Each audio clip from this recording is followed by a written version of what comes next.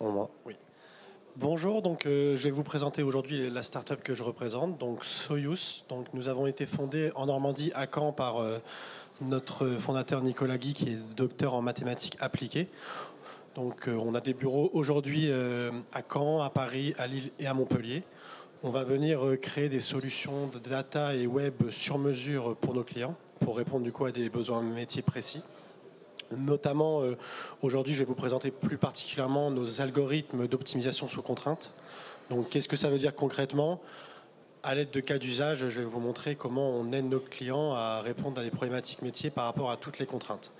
Donc, le cas d'usage numéro 1, un fabricant de portail est venu nous voir pour une problématique de chute de matières premières qui était trop conséquente et due à l'inflation des coûts des matières.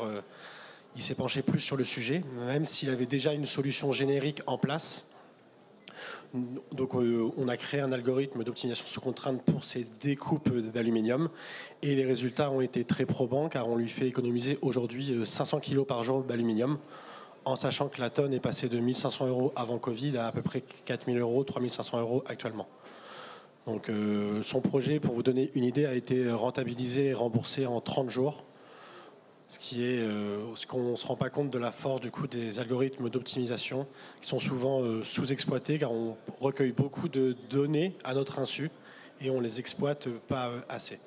Ensuite, dans un cas numéro 2, je voulais vous présenter, on travaille pour un grand groupe, donc un grand distributeur bien connu qui, du fait de la réduction de ses marges, nous a contactés pour faire un algorithme de modèle sur l'élasticité des prix afin d'augmenter le prix de ces produits sans que le comportement des consommateurs diminue ou agisse en fonction en cannibalisme sur un autre produit.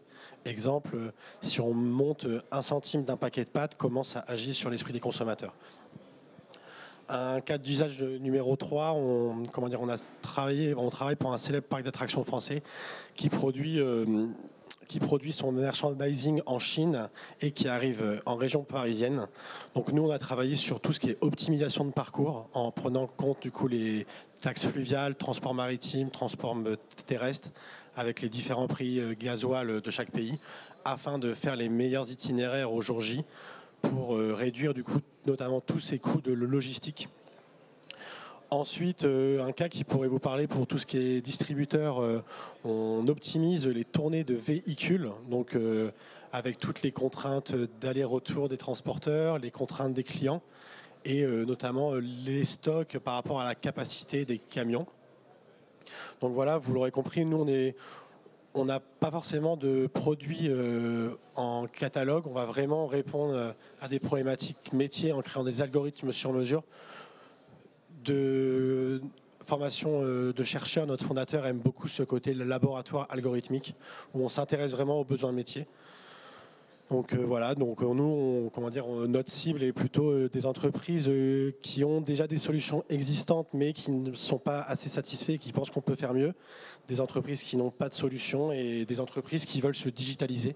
Comme on a le pôle web et le pôle data, on met tout en place afin de vous faciliter vos métiers et ça en tire tous les bénéfices pour votre structure. Merci de m'avoir écouté.